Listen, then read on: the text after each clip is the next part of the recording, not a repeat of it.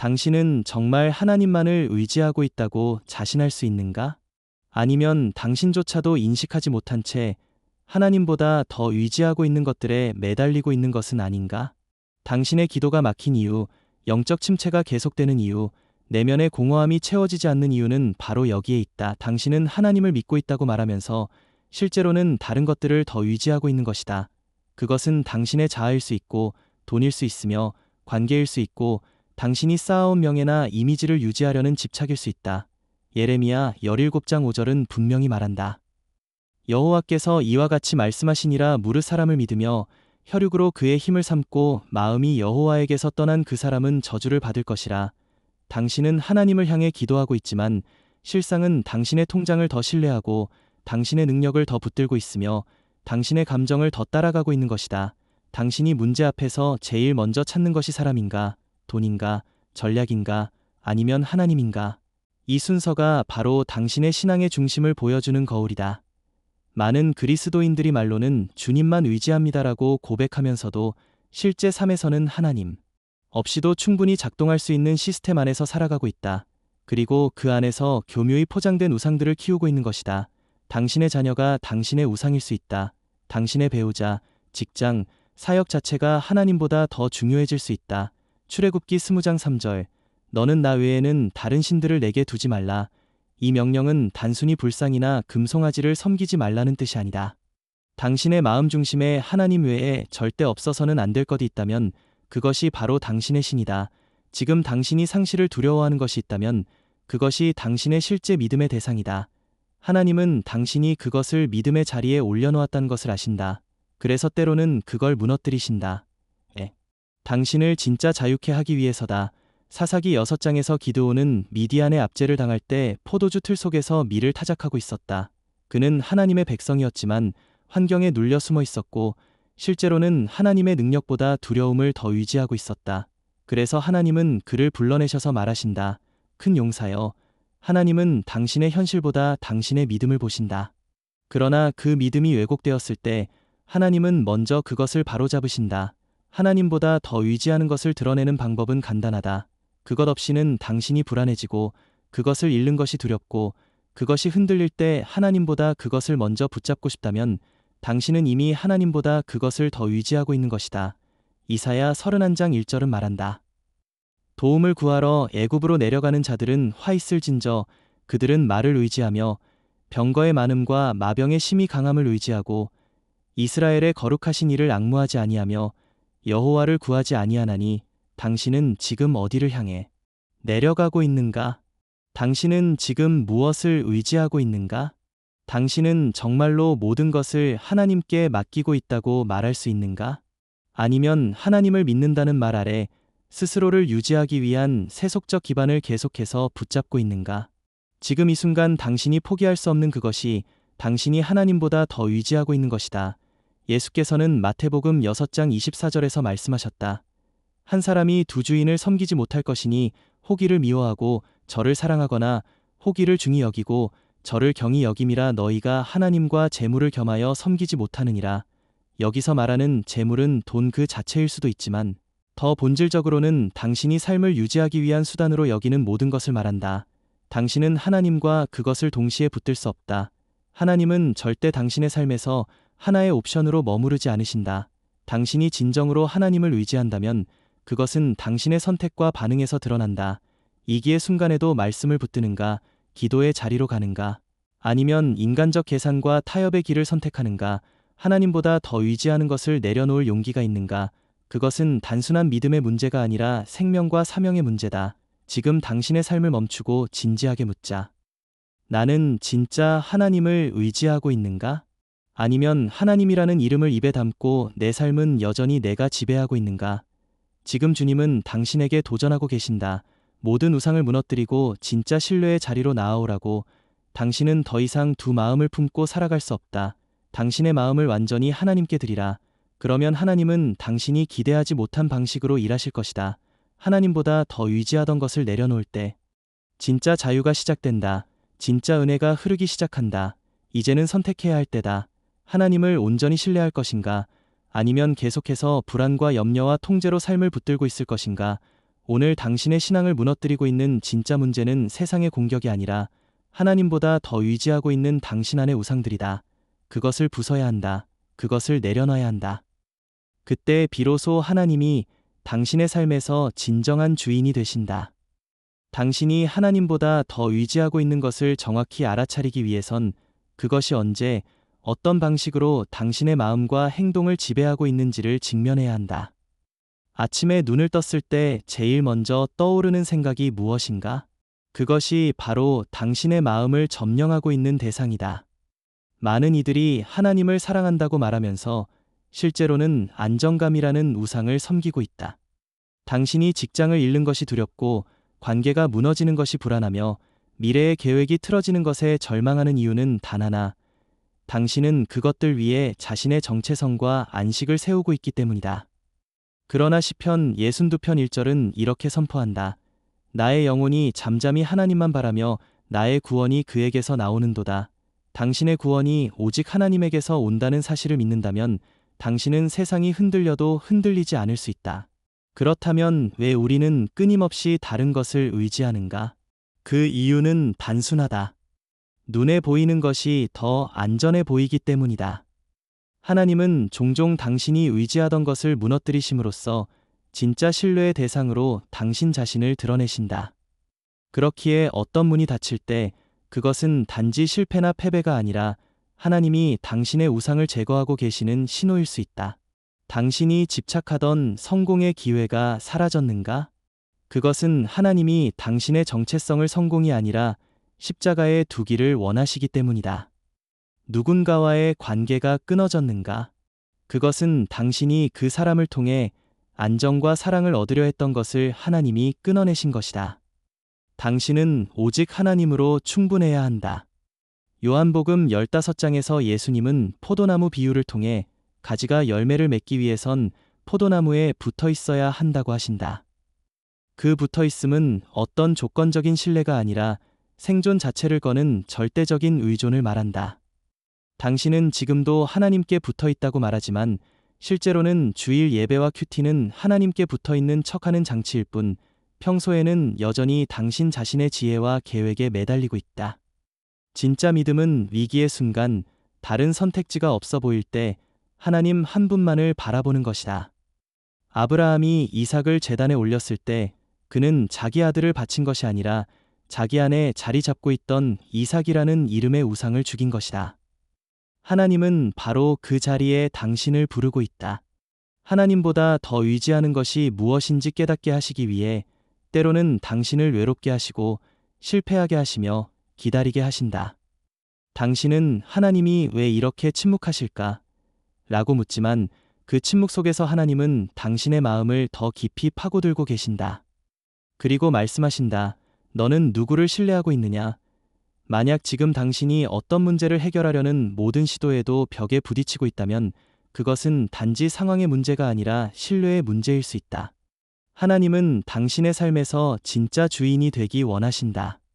그런데 그 자리에 다른 것이 앉아 있다면 하나님은 그 자리를 무너뜨리실 것이다. 사랑이 없는 것이 아니라 당신을 너무 사랑하시기 때문에 결코 우상과 함께 동행하실 수 없는 것이다. 하나님보다 더 의지하는 것들을 놓지 않으면 하나님과의 진짜 관계는 깊어질 수 없다.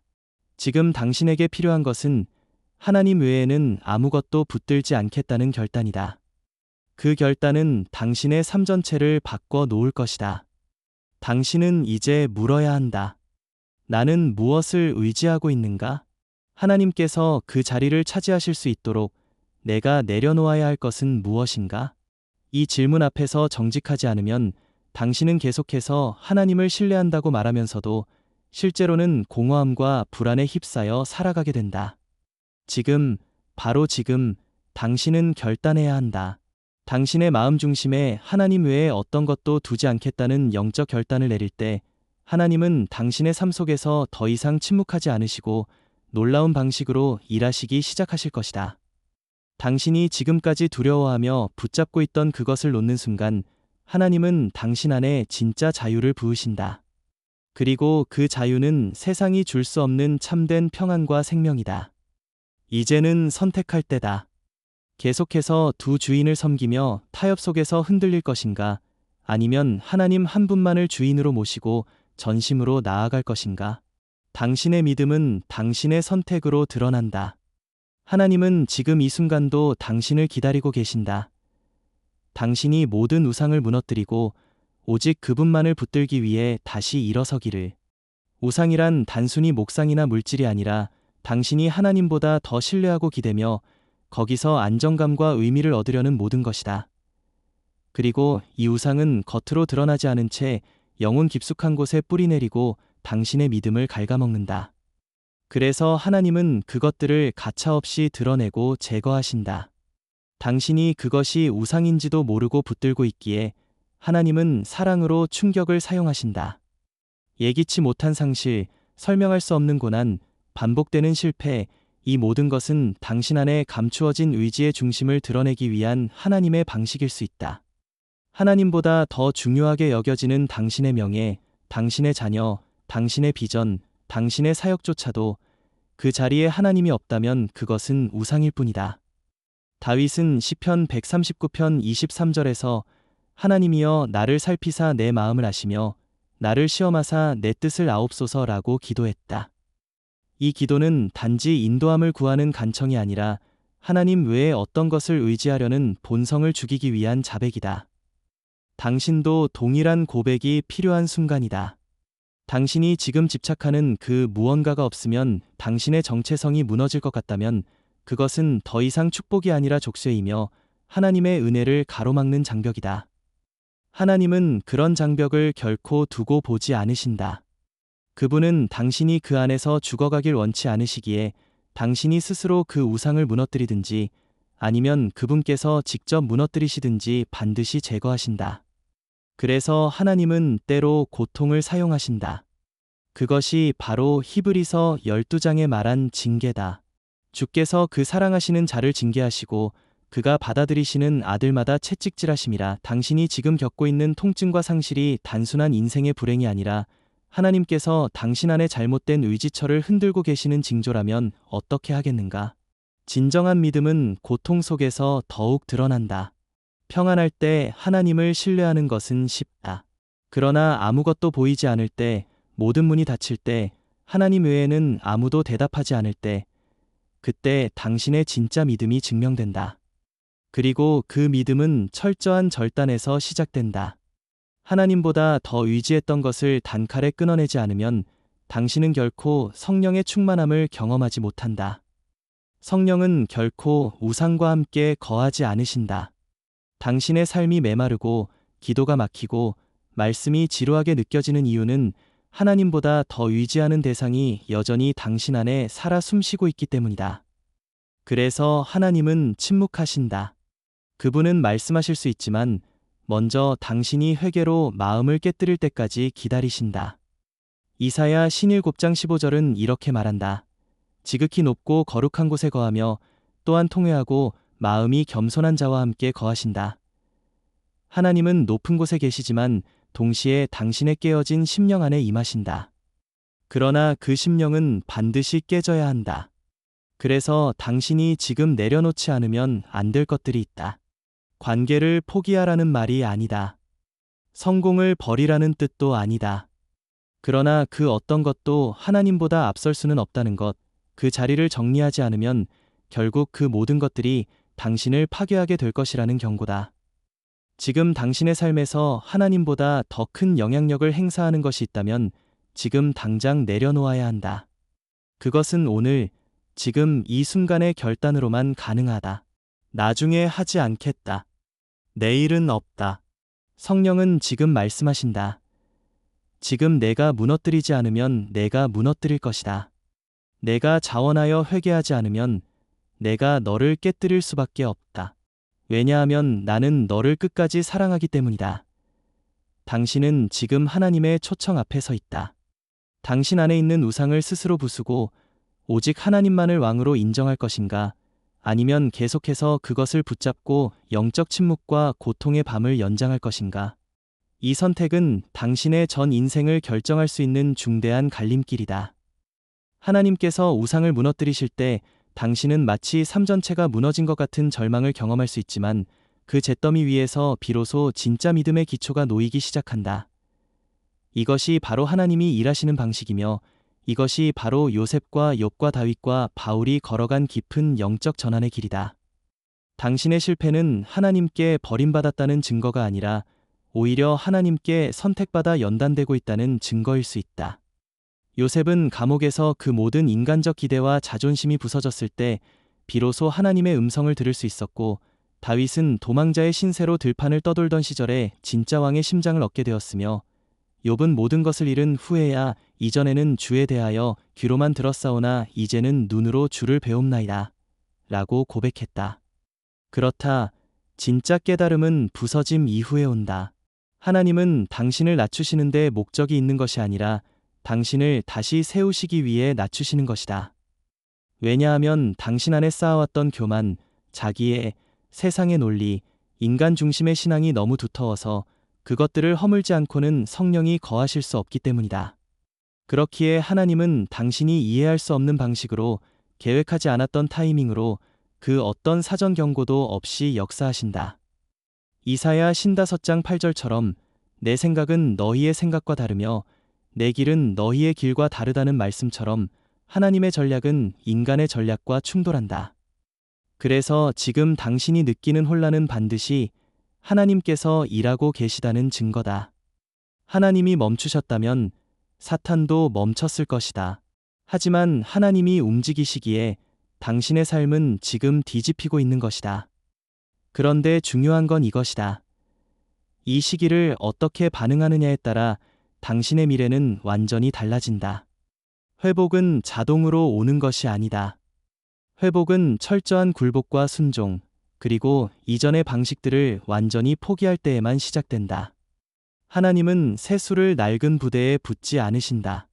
당신의 마음이 아직도 과거의 자아로 찢어지지 않았다면 아무리 기도해도 하나님의 기름 부으심은 부어지지 않는다. 그래서 지금 당신이 해야 할 것은 영적인 무릎 꿇음이다.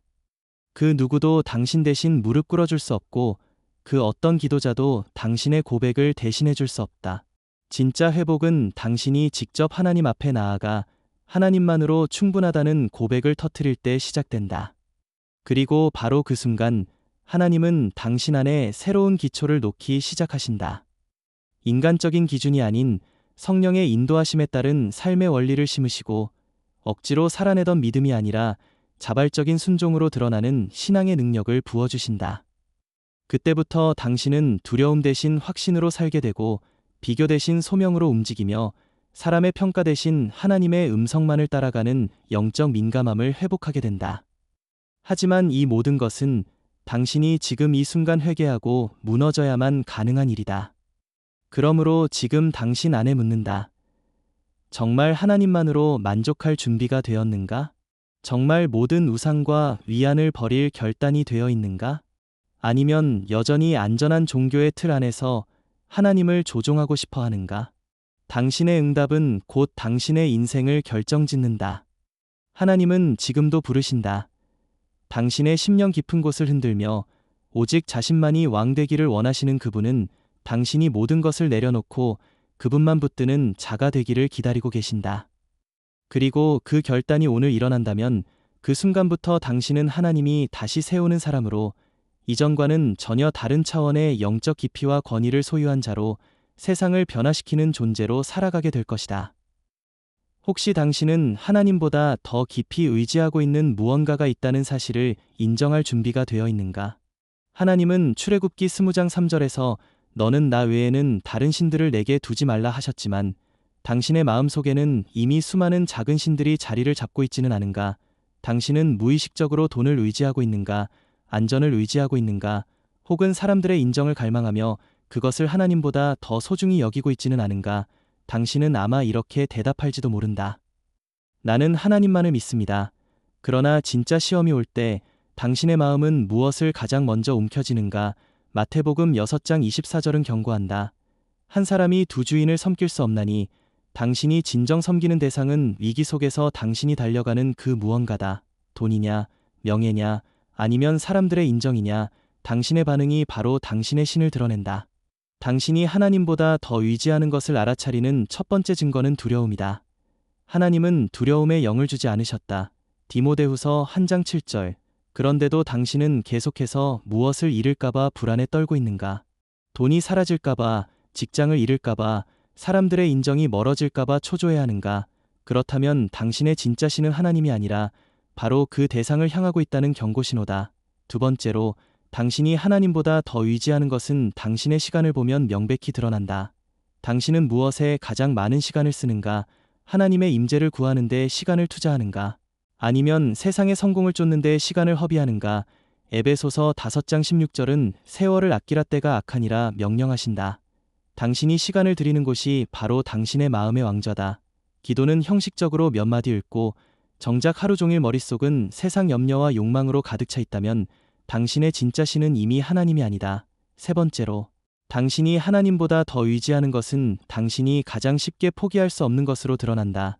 만약 어떤 것을 내려놓으라고 할 때 심장이 저릿하고 불안하고 차마 포기할 수 없는 무언가가 있다면 그게 바로 당신의 숨겨진 신이다. 마태복음 19장에서 예수님께서 부자 청년에게 말씀하셨다. 내게 있는 것을 다 팔아 가난한 자들에게 주라. 그 청년은 근심하며 떠났다. 왜냐하면 재물이 그의 진짜 신이었기 때문이다. 당신은 하나님께 모든 것을 드립니다. 라고 고백하면서도 어떤 부분은 절대 건드리지 않기를 은밀히 바라고 있지는 않은가? 당신의 재정, 관계, 미래 계획, 이 모든 것을 정말로 하나님의 손에 맡길 수 있는가? 아니면 여전히 통제하려 발버둥 치고 있는가? 네 번째로, 당신이 하나님보다 더 의지하는 것은 위기의 순간에 본능적으로 찾아가는 방향으로 드러난다. 사람들은 위기에 빠지면 본능적으로 자신이 신뢰하는 것에게 달려간다. 돈을 벌기 위해 필사적으로 노력하는가? 사람들의 동정을 구걸하는가? 아니면 술, 게임, 쾌락 같은 도피처로 달려가는가? 예레미야 17장 5절은 경고한다.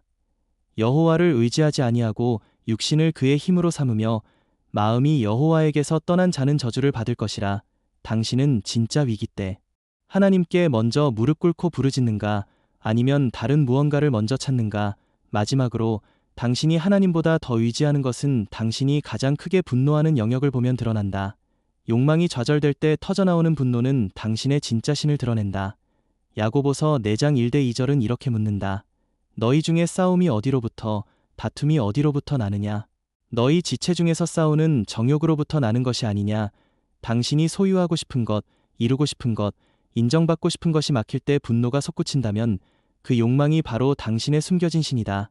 하나님을 의지하는 사람은 모든 것을 하나님께 맡기기에 인간적인 좌절에 그토록 격렬하게 반응하지 않는다. 당신은 지금 어떤 것에 하나님보다 더 의지하고 있는가? 당신의 두려움, 당신의 시간, 당신의 포기할 수 없는 것, 당신의 위기 반응, 당신의 분노, 이 모든 것이 당신의 신을 폭로하고 있다. 하나님은 당신을 질투하신다.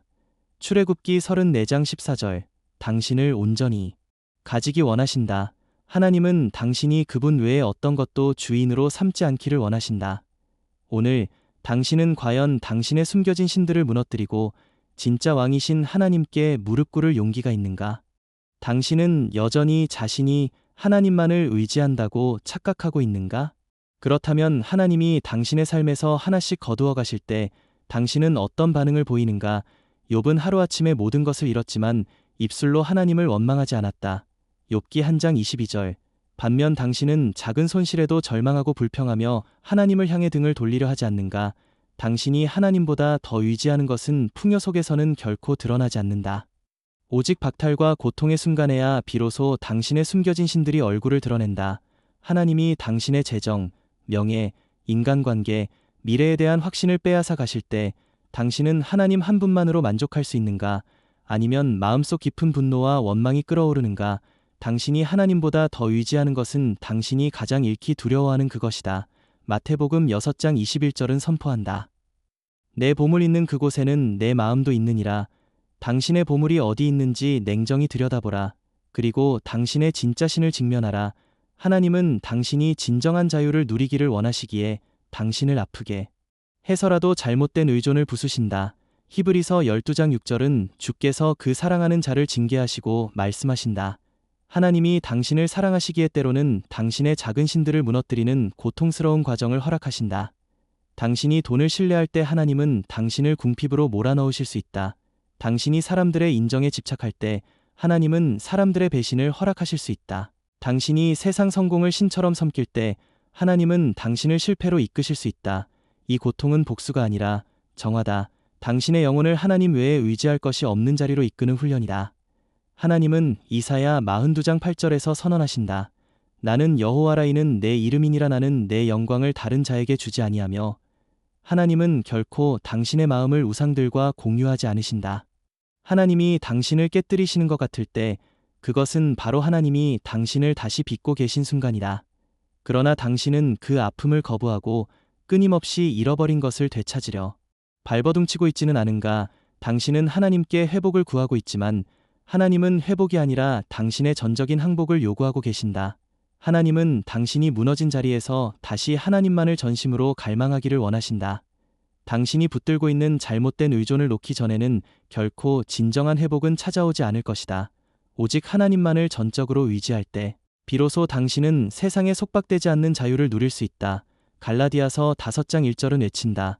그리스도께서 우리를 자유롭게 하려고 자유를 주셨으니 하나님보다 더 의지하는 것을 내려놓을 때 당신은 진짜 자유를 맛보게 될 것이다. 그러나 이 과정은 결코 부드럽지도 안락하지도 않다. 이스라엘 백성조차 광야를 지나며 자신들이 애굽의 노예였던 것을 잊고 다시 과거를 그리워했다. 출애굽기 16장 3절. 당신도 고난의 광야에서 하나님을 원망하며 과거의 헛된 안정감을 그리워하고 있지는 않은가. 그러나 하나님은 당신을 애굽의 종살이로 다시 데려가기를 원치 않으신다. 하나님은 당신을 약속의 땅으로 인도하고 싶어 하신다. 그러나 그 전에 당신은 애굽을 마음속에서 완전히 버려야 한다. 당신은 아직도 하나님보다 돈을, 인정받는 것을, 세상적 성공을, 안락함을 더 사랑하고 있지는 않은가? 당신은 정말 하나님 한 분만으로 만족할 수 있는가? 만약 하나님만 계셔도 충분하지 않다면 당신은 여전히 숨겨진 신을 섬기고 있는 것이다. 오늘 이 메시지는 당신에게 선택을 요구한다. 하나님보다 더 의지하는 모든 것을 무너뜨릴 것인가? 아니면 계속해서 숨겨진 신을 붙잡고 하나님과 자신을 모두 속이며 살 것인가? 하나님은 지금도 당신에게 물으신다. 너는 나만을 사랑하겠느냐? 신명기 6장 5절은 분명히 명령한다. 너는 마음을 다하고 뜻을 다하고 힘을 다하여 내 하나님 여호와를 사랑하라. 당신의 마음을 뿌리까지 뒤흔드는 이 질문 앞에 솔직히 응답하라. 당신이 진정으로 하나님을 왕으로 모시고 싶다면 당신의 숨겨진 신들을 지금 무릎 꿇게 해야 한다. 오늘 하나님 앞에 서라. 그리고 그분 외에 의지하던 모든 것을 스스로 끊어내라. 그것이 고통스럽더라도, 그것이 당신의 옛 자아를 산산이 부수더라도 그렇게 할 때 당신은 마침내 진짜 살아있는 자유를 경험하게 될 것이다. 당신이 아무리 입으로 나는 하나님만을 신뢰합니다 라고 고백해도 진짜 당신이 신뢰하는 것이 무엇인지는 위기 속에서 드러납니다. 고난이 찾아오고 당신이 가장 소중하게 여기던 무언가를 잃을 때 당신의 진짜 신이 드러납니다. 욥기 1장 21절처럼 주신이도 여호와시요 거두신이도 여호와시니 라고 고백할 수 있습니까? 아니면 마음 깊은 곳에서 분노하고 두려워하고 절망하며 하나님을 의심합니까? 당신이 돈을 의지했다면 재정이 무너질 때 당신은 공포에 사로잡힐 것입니다. 당신이 사람을 의지했다면 배신을 당할 때 당신은 무너질 것입니다. 당신이 지위나 명예를 의지했다면 그 자리를 잃을 때 당신은 삶의 의미마저 잃어버릴 것입니다. 하나님은 당신이 숨겨둔 모든 거짓된 신뢰를 무너뜨리십니다. 왜냐하면 하나님은 질투하는 분이시기 때문입니다. 출애굽기 34장 14절. 당신 안에 하나님보다 더 신뢰하는 것, 더 기대는 것, 더 사랑하는 것을 그대로 두지 않으십니다. 당신이 겉으로 아무리 경건해 보여도 당신의 숨은 신들은 반드시 드러나게 되어 있습니다. 하나님은 당신의 진짜 중심을 원하십니다. 당신이 가장 두려워하는 것, 당신이 절대 포기할 수 없다고 생각하는 것, 그것이 바로 당신의 숨겨진 신일 수 있습니다. 당신은 하나님 앞에 정직하게 설 준비가 되어 있습니까? 당신의 마음 가장 깊은 곳을 하나님께 드러낼 용기가 있습니까? 아니면 여전히 종교적 포장으로 자신을 속이고 있습니까? 하나님은 가짜 신앙을 깨뜨리기 위해 당신을 훈련시키십니다. 진짜 믿음은 숨겨진 신들을 부숴야만 세워질 수 있습니다. 누가복음 14장 33절에서 예수님은 이렇게 말씀하셨습니다. 이와 같이 너희 중에 누구든지 자기의 모든 소유를 버리지 아니하면 능히 내 제자가 되지 못하리라. 당신은 포기할 준비가 되어 있습니까? 아니면 아직도 붙잡고 있습니까? 숨겨진 신들을 드러내는 것은 아프지만 그것은 치유의 시작입니다. 당신은 하나님보다 더 사랑하는 것이 무엇인지 직면해야 합니다. 그리고 결단해야 합니다. 그 어떤 것도 하나님보다 더 높일 수 없습니다. 당신의 숨은 신은 무엇입니까? 오늘 하나님은 당신의 숨은 신을 폭로하고 계십니다. 당신은 이제 선택해야 합니다. 하나님을 붙들 것인가? 아니면 무너질 것을 계속 붙잡을 것인가? 하나님의 음성은 지금도 당신에게 부드럽지만 단호하게 다가옵니다. 나 외에는 다른 신들을 내게 두지 말지니라. 출애굽기 20장 3절. 당신은 이 명령 앞에 어떻게 반응할 것입니까?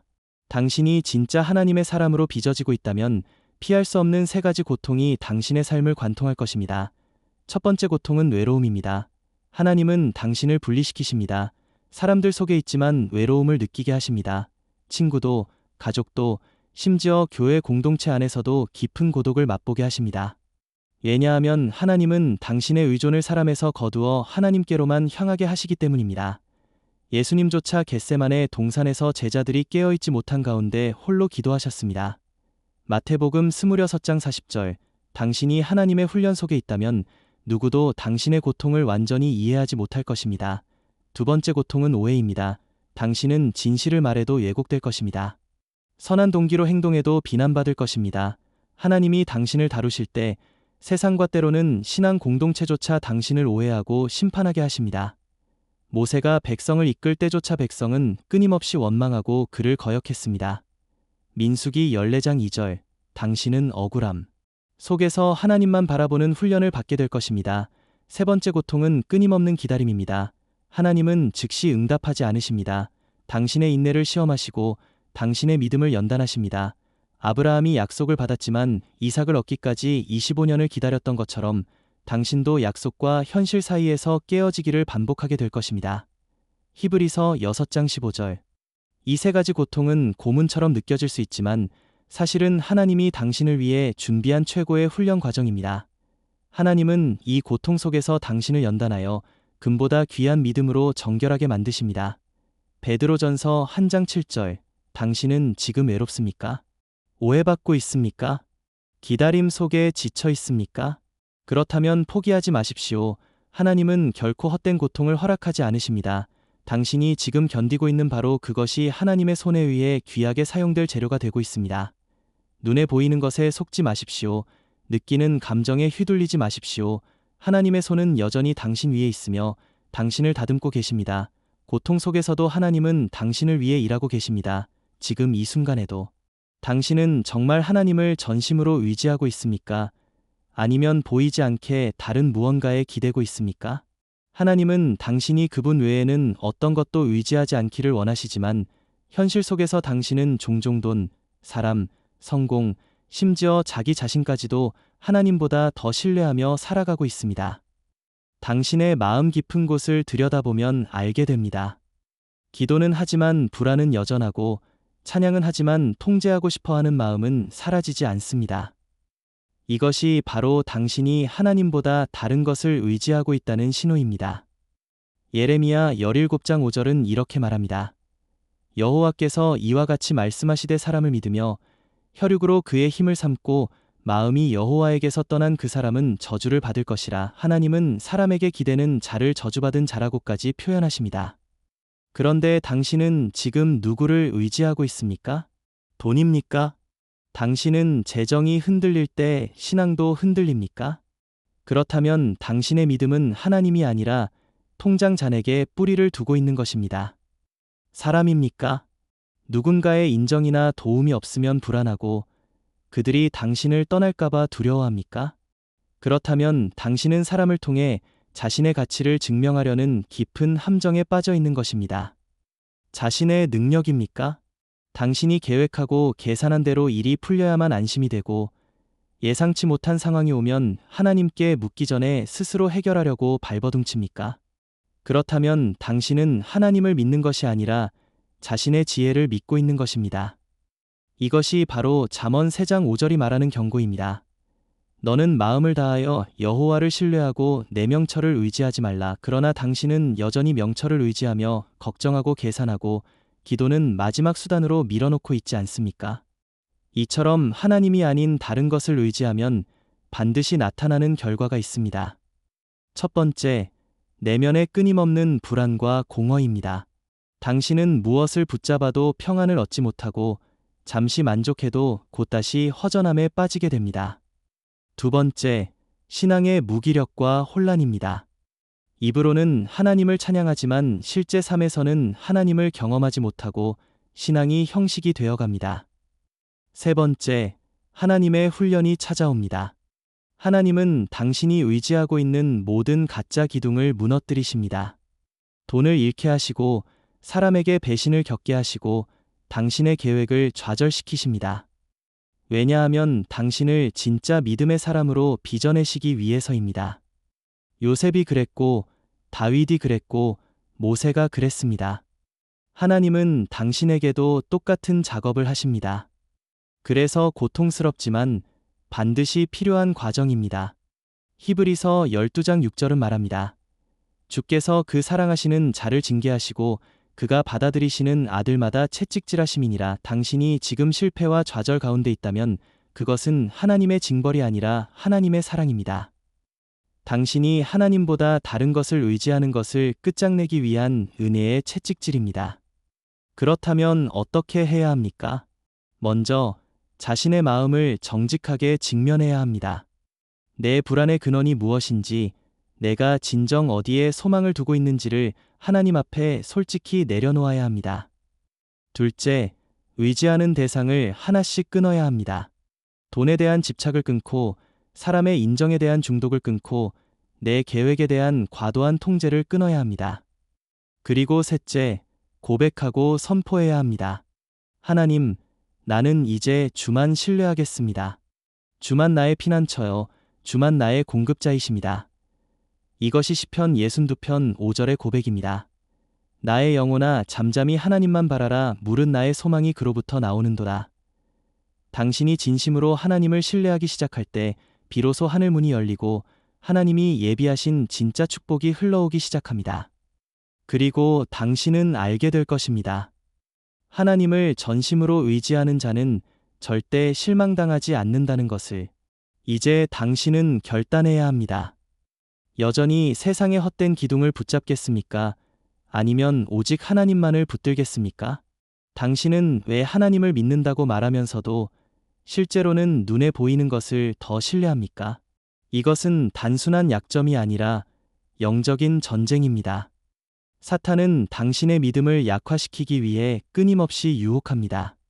돈을 보여주며 안전을 약속하고 사람을 통해 인정받게 하며 가치를 부풀리고 스스로 통제할 수 있다는 환상을 심어줍니다. 그러나 이것은 거짓입니다. 당신은 속고 있습니다. 사탄은 처음부터 거짓의 아비였습니다. 요한복음 8장 44절.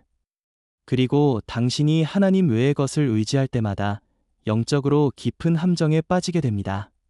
하나님의 진짜 축복은 오직 하나님만을 절대적으로 신뢰하는 자에게 주어집니다. 그런데 당신은 언제나 만약을 대비해서 눈에 보이는 무언가를 쥐고 있지 않습니까? 만약 하나님이 나를 지켜주지 않으면, 만약 하나님이 채워주지 않으면, 만약 하나님이 응답하지 않으면, 이런 의심이 조금이라도 마음에 자리 잡는 순간 당신은 이미 하나님을 완전히 신뢰하고 있는 것이 아닙니다. 야고보서 1장 6절은 이렇게 경고합니다. 조금도 의심하지 말고 믿으라. 의심하는 자는 마치 바람에 밀려 요동하는 바다 물결 같으니 당신의 믿음이 요동치는 이유는 단 하나입니다. 하나님을 온전히 믿지 않고 다른 것에 여전히 기대고 있기 때문입니다.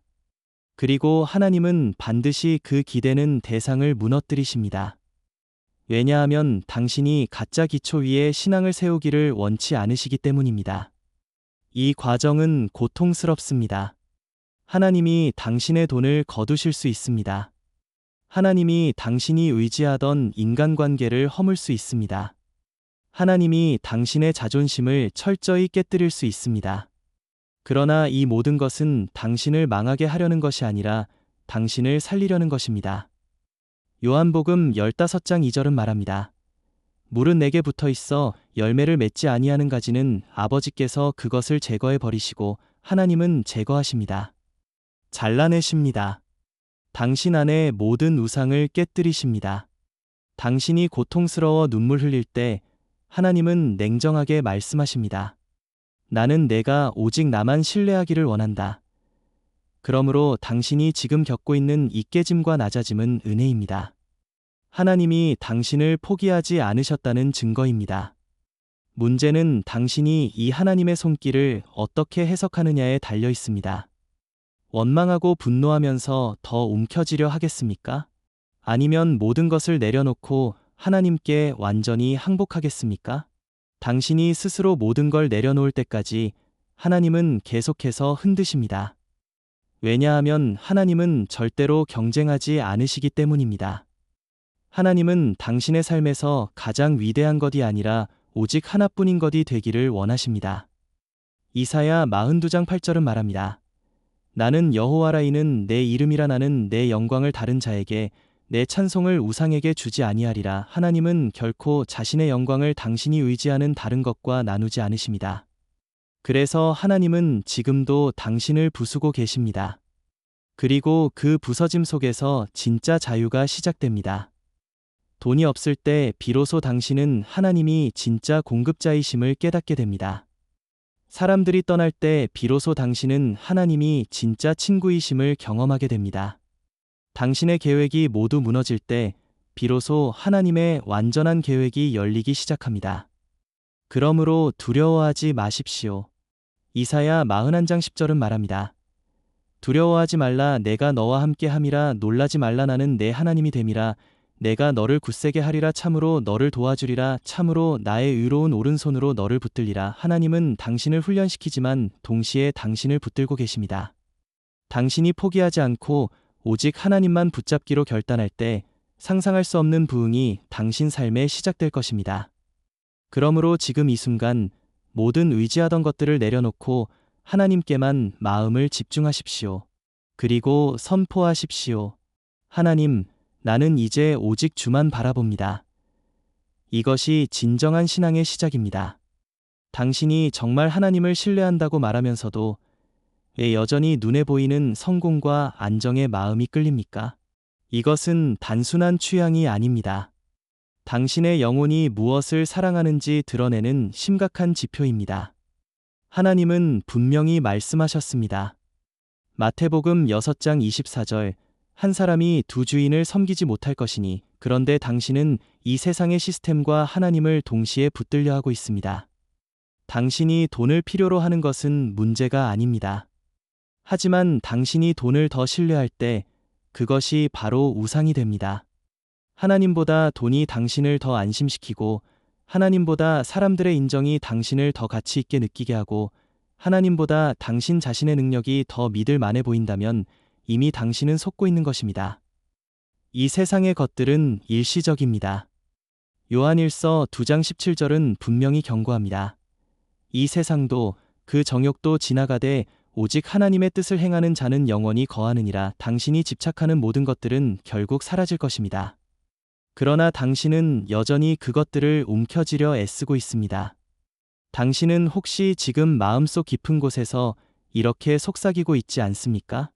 하나님을 믿지만 혹시 몰라서 준비해두자. 이 혹시라는 생각이야말로 믿음의 가장 교묘한 적입니다. 히브리서 11장 6절은 선언합니다. 믿음이 없이는 하나님을 기쁘시게 하지 못하나니 당신이 하나님보다 안전장치를 더 신뢰하는 순간 당신의 믿음은 이미 균열이 가기 시작한 것입니다. 그래서 하나님은 때로 당신이 붙든 것들을 강제로 거두어 가십니다. 왜냐하면 당신을 버리려는 것이 아니라 진짜 믿음으로 이끌려는 사랑 때문입니다. 하나님은 당신이 스스로 내려놓기를 기다리십니다.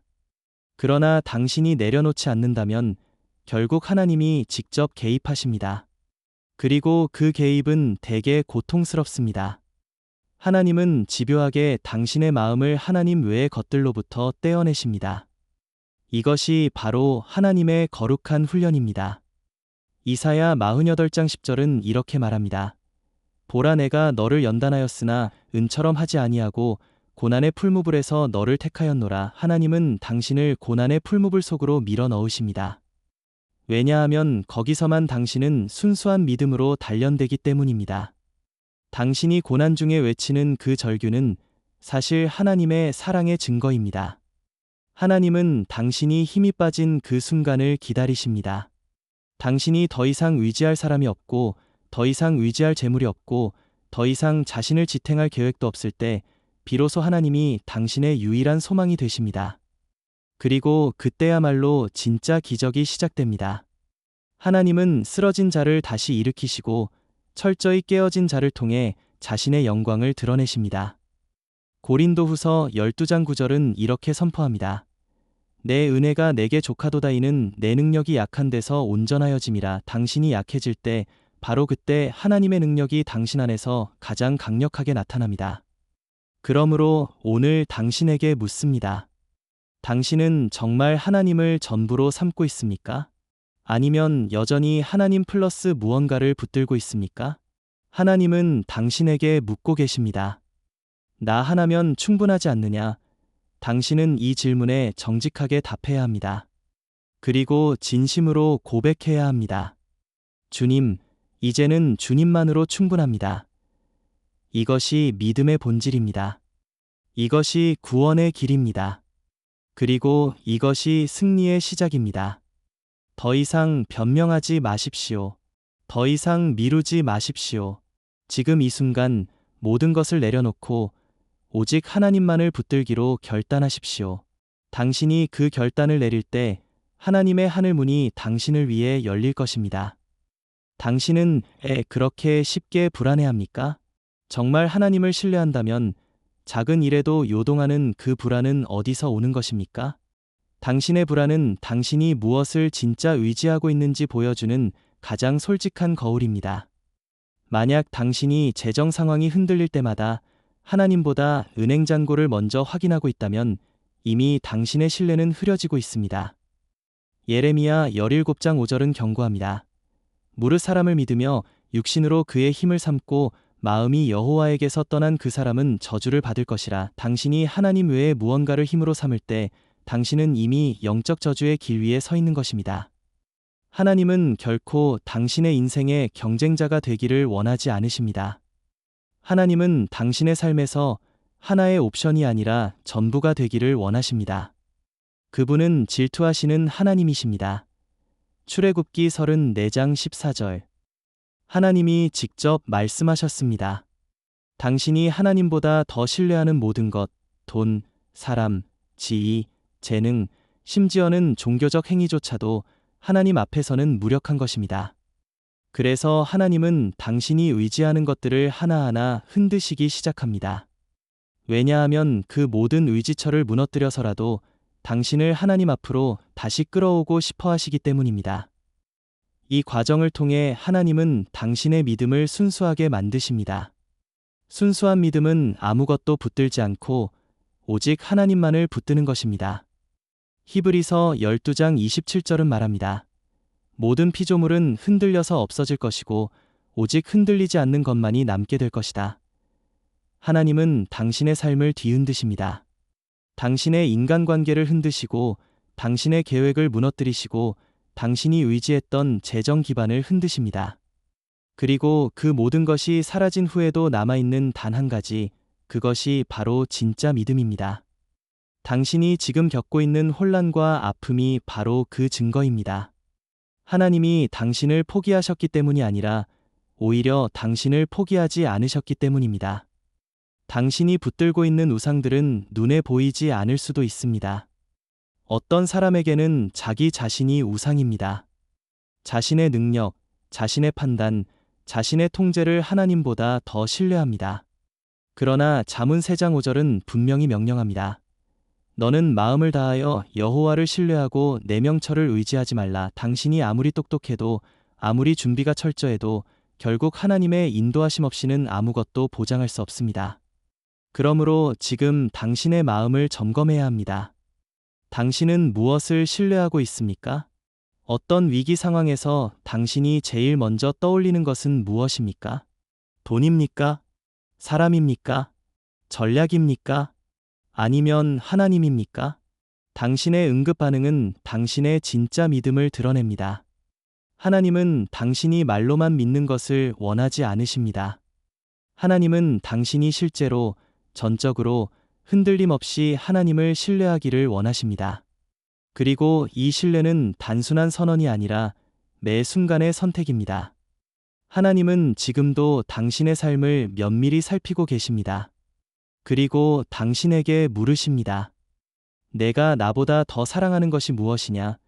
당신이 하나님보다 더 신뢰하는 것이 무엇인지 깨달을 때 당신은 반드시 그것을 내려놓아야 합니다. 내려놓지 않으면 그것이 결국 당신을 무너뜨릴 것입니다. 하나님은 당신을 무너뜨리기 위해서가 아니라 살리기 위해서, 진정한 생명의 길로 이끌기 위해 이 진통을 허락하십니다. 그러므로 오늘 결단하십시오. 하나님 외에 어떤 것도 당신의 안전, 당신의 미래, 당신의 만족의 근원이 될 수 없다는 사실을 깊이 받아들이십시오. 요한복음 14장 6절에서 예수님은 분명히 말씀하셨습니다. 내가 곧 길이요 진리요 생명이니 다른 길은 없습니다. 다른 진리는 없습니다.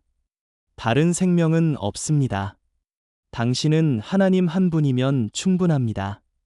진짜 신앙은 이 사실을 믿고 사는 것입니다. 당신이 하나님을 전심으로 의지할 때 하나님은 당신의 삶을 통째로 뒤바꾸실 것입니다. 지금 바로 그 첫걸음을 떼십시오.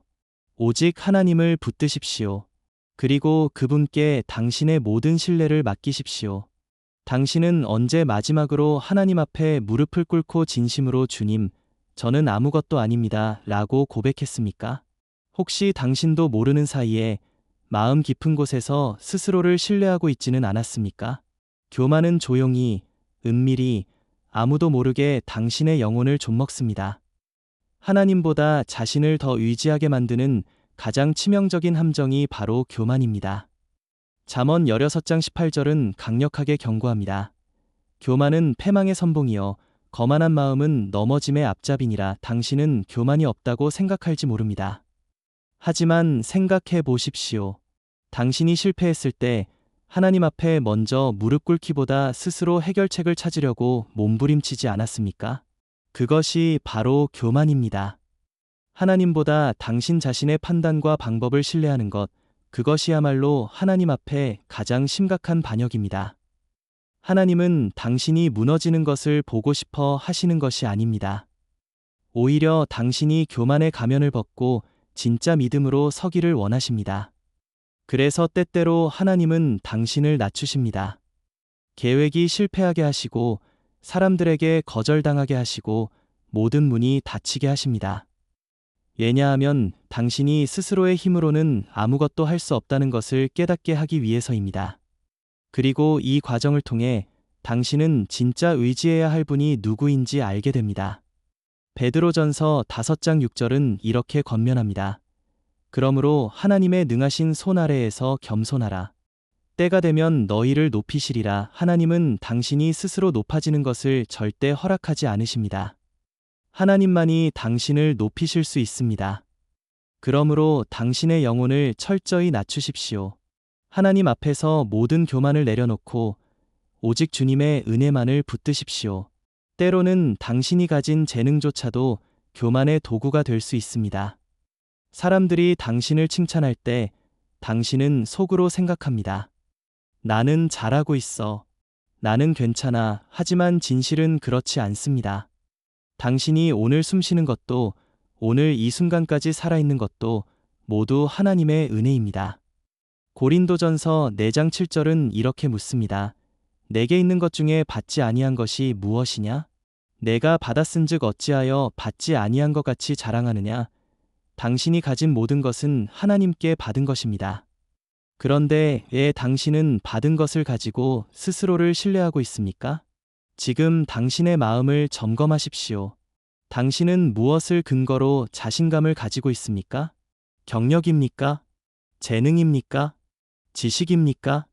인기입니까? 아니면 하나님입니까? 하나님은 오늘도 당신에게 물으십니다. 내가 나를 신뢰하느냐? 이 질문 앞에 정직하십시오. 만약 정직하게 대답할 수 없다면 지금 무릎 꿇고 회개하십시오. 하나님은 회개하는 자를 외면하지 않으십니다. 오히려 더 큰 은혜를 베푸십니다. 야고보서 4장 6절은 말합니다. 그러나 더욱 큰 은혜를 주시나니 그러므로 이르되 하나님이 교만한 자를 대적하시되 겸손한 자에게 은혜를 주신다 하였느니라. 하나님은 교만한 자를 멀리하시지만 겸손히 나아오는 자에게는 넘치는 은혜를 쏟아 부어주십니다. 그러므로 오늘 당신은 선택해야 합니다.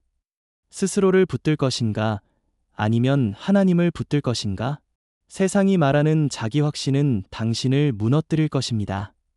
그러나 하나님을 전심으로 신뢰하는 믿음은 당신을 영원히 살릴 것입니다. 이 믿음이야말로 하나님이 당신에게 요구하시는 것입니다. 당신은 누구를 신뢰합니까? 당신은 무엇을 의지합니까? 지금 바로 대답하십시오. 그리고 오직 하나님만을 전심으로 신뢰하는 삶으로 돌아가십시오. 그것이 진짜 생명입니다. 그것이 진짜 승리입니다. 그것이 진짜 자유입니다. 하나님만을 의지하는 삶은 결코 실패하지 않습니다. 절대로. 당신은 돈을 얼마나 신뢰합니까? 지금 당신의 마음속 깊은 곳을 정직하게 들여다보십시오. 돈이 없으면 불안하고 돈이 있으면 안심이 된다면 당신은 이미 하나님보다 돈을 더 의지하고 있는 것입니다. 마태복음 6장 24절은 분명히 경고합니다. 한 사람이 두 주인을 섬기지 못할 것이니 너희가 하나님과 재물을 겸하여 섬기지 못하느니라. 하나님은 결코 당신이 돈을 신뢰하는 것을 허락하지 않으십니다. 그래서 때때로 당신은 경제적 어려움을 겪습니다. 사업이 무너지고 투자에 실패하고 계획했던 재정이 물거품이 됩니다. 왜냐하면 하나님은 당신이 돈이 아닌 하나님 자신을 전적으로 신뢰하기를 원하시기 때문입니다. 하나님은 당신의 공급자이십니다. 빌립보서 4장 19절은 약속합니다. 나의 하나님이 그리스도 예수 안에서 영광 가운데 그 풍성한 대로 너희 모든 쓸 것을 채우시리라. 당신이 이 진리를 붙들지 않는다면 돈은 당신의 신이 될 것입니다. 하나님은 당신을 질투하시기까지 사랑하십니다. 그래서 당신이 다른 것을 신뢰하는 것을 결코 그대로 두지 않으십니다. 사랑하는 사람에게 실망하게 하시고 안정된 직장을 잃게 하시고 철석같이 믿었던 사람에게 배신을 당하게 하십니다. 왜냐하면 당신이 사람이나 시스템을 의지하는 대신 하나님만을 의지하게 만들기 위함입니다. 예레미야 17장 5절은 이렇게 선언합니다. 여호와께서 이와 같이 말씀하시되 사람을 믿으며 육신으로 그의 힘을 삼고 마음이 여호와에게서 떠난 그 사람은 저주를 받을 것이라. 당신이 누구를 의지하느냐에 따라 당신의 인생이 복을 받거나 저주를 받습니다.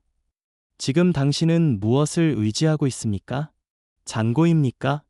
지위입니까? 인간관계입니까? 아니면 하나님입니까?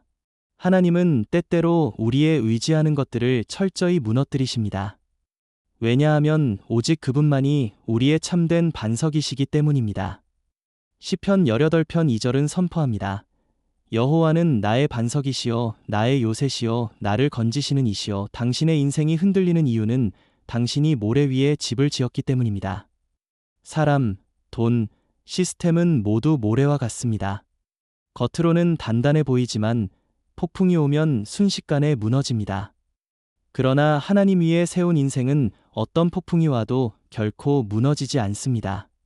당신은 지금 어디에 인생의 기초를 두고 있습니까?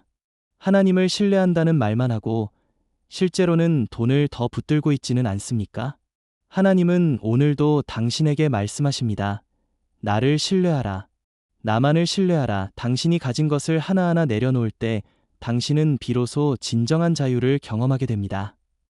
왜냐하면 하나님은 언제나 당신을 책임지시기 때문입니다. 그분은 결코 당신을 버리시거나 포기하지 않으십니다. 히브리서 13장 5절은 약속합니다. 내가 결코 너를 버리지 아니하고 너를 떠나지 아니하리라. 당신은 이 약속을 진심으로 믿습니까? 믿는다면 왜 여전히 두려워합니까? 두려움은 당신이 하나님보다 다른 것을 의지하고 있다는 신호입니다. 그러므로 지금 결단하십시오. 돈을 내려놓으십시오. 사람을 내려놓으십시오. 세상의 시스템을 내려놓으십시오. 그리고 오직 하나님만을 붙드십시오. 하나님은 당신에게 충분하십니다. 그분은 당신의 공급자, 보호자, 인도자, 위로자이십니다. 이 세상 그 무엇도 하나님을 대신할 수 없습니다. 그러므로 당신의 마음을 다해 하나님만을 신뢰하십시오. 그러면 당신은 두려움 없이, 부족함 없이, 후회 없이 살아갈 수 있을 것입니다. 하나님이 당신의 전부가 될 때 당신은 비로소 진짜 인생을 시작하게 됩니다. 당신은 스스로를 얼마나 신뢰합니까? 세상은 끊임없이 말합니다. 너 자신을 믿어라. 내 안에 답이 있다. 내 능력을 신뢰하라. 그러나 하나님은 그렇게 말씀하지 않으십니다. 잠언 3장 5절은 이렇게 경고합니다. 너는 마음을 다하여 여호와를 신뢰하고 내 명철을 의지하지 말라. 그렇습니다.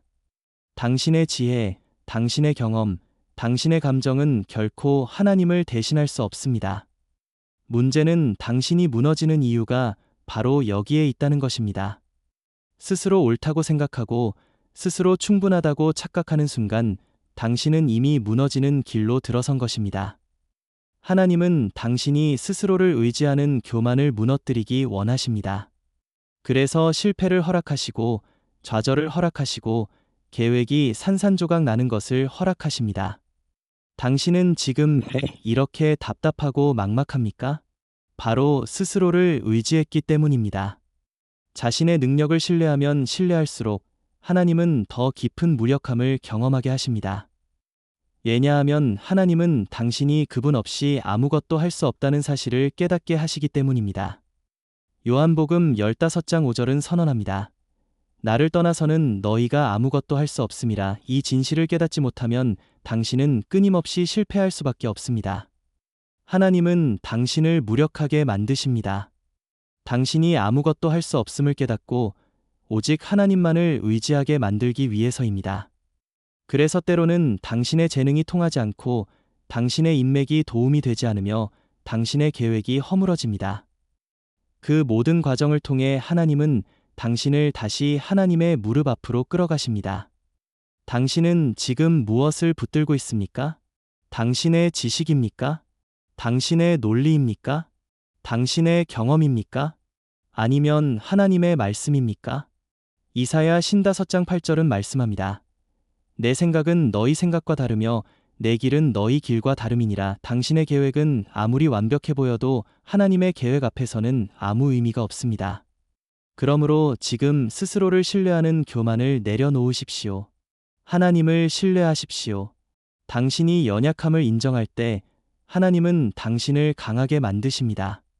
고린도후서 12장 9절은 이렇게 약속합니다. 내 은혜가 내게 족하도다. 이는 내 능력이 약한 데서 온전하여짐이라. 당신이 무너질 때 바로 그때 하나님의 능력이 임하기 시작합니다. 그러니 무너지기를 두려워하지 마십시오. 오히려 기뻐하십시오. 왜냐하면 당신의 무너짐은 하나님의 세우심의 시작이기 때문입니다. 지금 당신의 교만을 내려놓으십시오. 스스로를 신뢰하는 것을 버리십시오. 그리고 오직 하나님만을 의지하십시오. 그러면 당신은 하나님께서 친히 세우시는 인생을 경험하게 될 것입니다. 하나님은 무너진 자를 다시 세우시고 낮아진 자를 높이시며 깨진 자를 온전하게 만드십니다. 시편 34편 18절은 이렇게 말합니다. 여호와는 마음이 상한 자에게 가까이 하시고 충심으로 통회하는 자를 구원하시는도다. 그러므로 지금 이 순간 당신의 마음을 낮추십시오. 하나님 앞에 나아가십시오. 주님, 나는 아무것도 아닙니다. 나는 주님 없이는 아무것도 할 수 없습니다. 이 고백이 당신의 입술에서 진심으로 터져나올 때 하나님은 당신을 놀랍도록 사용하실 것입니다. 당신이 하나님만을 신뢰할 때 하나님은 당신 안에서 상상할 수 없는 일들을 이루실 것입니다. 그리고 당신은 세상 사람들이 감히 흉내낼 수 없는 참된 승리를 누리게 될 것입니다. 당신은 정말 하나님만을 신뢰하고 있습니까? 이 질문에 선뜻 예라고 대답할 수 없다면 당신은 이미 무언가를 하나님보다 더 의지하고 있는 것입니다. 돈, 인간관계, 명예, 능력, 건강, 심지어 당신 자신의 지혜까지도 하나님보다 더 의지할 수 있습니다. 하지만 하나님은 분명히 말씀하셨습니다. 너는 마음을 다하고 뜻을 다하고 힘을 다하여 내 하나님 여호와를 사랑하라. 신명기 6장 5절. 사랑은 신뢰를 요구합니다. 당신은 무엇을 진짜 신뢰하고 있습니까? 급박한 상황이 닥쳤을 때 당신이 가장 먼저 붙드는 것은 무엇입니까? 돈입니까? 사람입니까? 아니면 당신의 계획과 전략입니까? 하나님은 의도적으로 우리의 의지처를 무너뜨리십니다. 왜냐하면 하나님은 당신의 마음이 온전히 하나님께 닿기를 원하시기 때문입니다. 열왕기상 18장에서 엘리야가 바알의 선지자들과 대결했을 때 하나님은 엘리야가 아닌 오직 하나님의 권능을 통해 승리를 주셨습니다. 인간적인 계산은 아무 소용이 없었습니다. 당신이 모든 것을 통제할 수 있다고 생각하는 순간 하나님은 그것을 흔드십니다. 통제할 수 없는 상황, 설명할 수 없는 고통, 해결할 수 없는 문제를 허락하십니다. 왜냐하면 당신이 통제하고 있던 것이 사실은 아무 힘이 없었다는 사실을 깨닫게 하시기 위해서입니다. 그래서 사도 바울도 고백했습니다. 나는 약할 그때의 강함이라. 고린도후서 12장 10절. 당신은 약할 때에 진짜 강해질 수 있습니다. 왜냐하면 그때야말로 당신이 자신을 포기하고 하나님을 붙들기 때문입니다. 건강을 의지합니까? 하루아침에 무너질 수 있습니다. 인간관계를 의지합니까? 사람은 변덕스럽고 약합니다. 명예를 의지합니까? 세상은 하루아침에 영웅을 버립니다. 지혜를 의지합니까? 인간의 지혜는 하나님의 어리석음만도 못합니다. 고린도전서 1장 25절. 이 모든 것은 다 사라질 수 있습니다. 그러나 하나님은 영원히 서십니다. 그러므로 시편 146편 3절은 말합니다. 방백들을 의지하지 말며 도울 힘이 없는 인생도 의지하지 말지니 당신이 붙들고 있는 그 모든 대체물들을 하나님 앞에 내려놓아야 합니다. 당신의 마음은 단 하나만을 섬길 수 있습니다. 한 사람이 두 주인을 섬기지 못할 것이니 마태복음 6장 24절. 이 말씀은 당신에게도 똑같이 적용됩니다. 당신의 신뢰는 갈라질 수 없습니다. 완전히 하나님께만 가야 합니다. 그렇지 않으면 하나님은 당신을 흔드십니다. 때로는 깊은 실패를 허락하십니다. 때로는 이해할 수 없는 손해를 경험하게 하십니다. 때로는 모든 계획이 수포로 돌아가게 하십니다.